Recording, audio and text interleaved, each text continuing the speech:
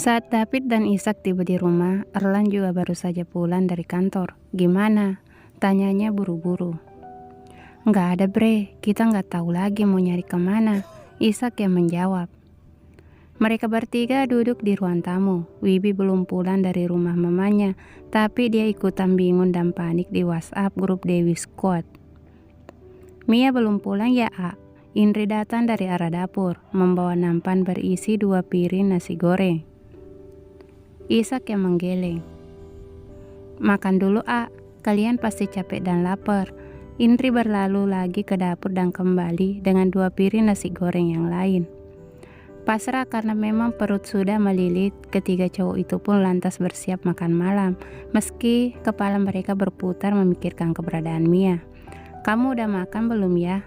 bisik Ishak pada dirinya sendiri. Dia mengambil sendok, berharap dimanapun Mia berada, dia tidak dalam kondisi perut lapar.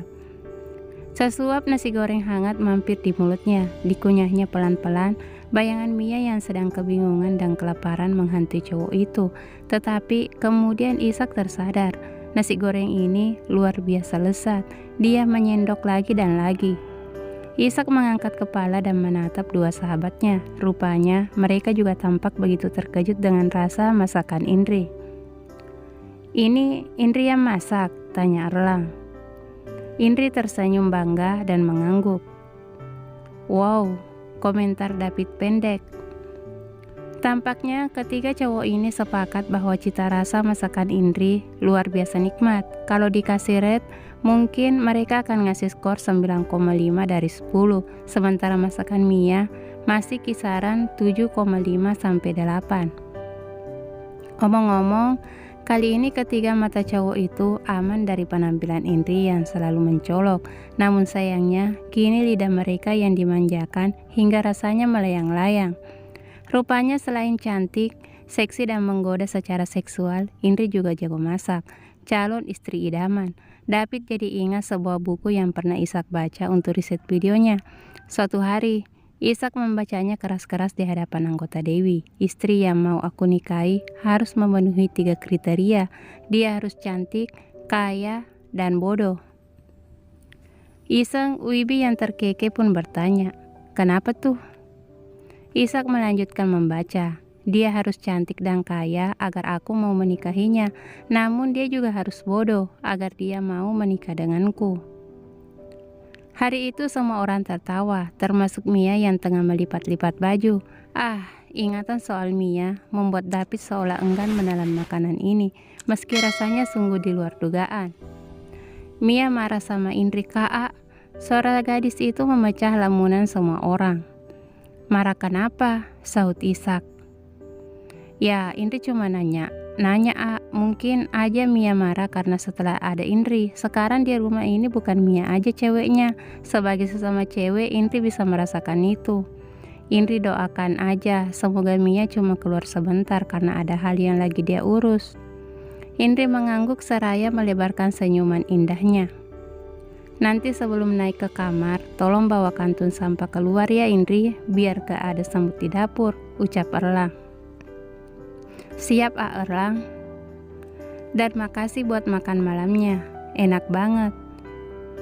"Serahkan sama Indri Indri jago memuaskan pasangan." Indri mengedipkan sebelah matanya. Erlang melotot malu, sementara David terkekeh dan menyahut, "Kok ambigu? Memuaskan apa nih?" Dengan sangat riang dan agak-agak centil, Indri pun berkata lagi, "Maksudnya memuaskan perut pasangan lewat makanan, David nakal Digoyang-goyangkannya lengan David. Lantas Indri mendekatkan bibir di kuping David, membuat cowok itu seketika merinding. "Jago yang lain juga, David membulatkan matanya. "Udah gila lu ya?" David gitu." Indri pura-pura mengambek. David menegurnya lagi. "Apa, Balikin pop punya gue." Jorok Bantal yang tadi sore." "Kenapa gitu? Katanya boleh." "Sekarang nggak boleh." Indri lagi-lagi mengambek. Tapi kayaknya sekarang gak pakai pura-pura. Ishak cuma terkekeh menyaksikan adegan dua orang itu dan Erlang mengulum senyum tertahan. Oh iya, Abah mau bilang, tapi jangan marah ya. Ishak seolah teringat sesuatu. Indri mengangguk dan Ishak pun berujar lagi. Indri, kalau pakai baju tolong hati-hati, jangan terlalu terbuka. Dan siraman rohani dari mulut Ishak lantas kembali terdengar di ruangan ini. Bahaya loh di sini. Kalau kita semua lagi nggak ada, terus gimana? Mubasir dong, sambar David. Erlang menimpuk kening David yang cuma cengengesan. Maksud abang, kalau rumah lagi kosong, terus ada yang penasaran sama kamu, karena lihat kamu pakai baju minimalis gitu, gimana coba? Yang rugi siapa? Kalau terjadi tindak kriminal yang sedih dan sakit siapa? Iya, A. Jadi pakai baju-baju cantiknya di kamar aja. Biar Erlang aja yang nyamperin. Ucapan David sontak membuat cowok yang dimaksud mematun di tempat sementara Ishak tertawa. Jangan diambil hati ya Indri, kadang memang kita-kita ini kalau ngomong kurang ajar. Maklum bertahun-tahun bareng terus, cowok semua bayangin. Rusuh pokoknya, cuma kami tahu kok bagaimana cara menghargai wanita. Jadi kamu juga harus menghargai dirimu sendiri, jangan mancing-mancing di kandang singa. Iya A, tapi singa-singa aja ganteng semua, gimana dong? Singa ganteng semua bukan berarti semua harus kamu goda juga. Indri cuma meringis, Ishak pun meneruskan. Kamu jangan sakit hati karena gue bilangin kamu soal baju tadi ya. Dulu Mia juga udah gue tatar duluan. Siap A, Indri paham. Lah, si Indro udah ke atas. Tanya David ketika melihat sekantun sampah masih berada di dapur. Erlang yang baru selesai mencuci piring kotornya sendiri lalu menyahut, lupa kali, nggak apa, biar gue yang bawa sampah keluar. Ishak keluar dari kamar mandi, terkejut mendapati dua temannya berada di dapur bersamaan.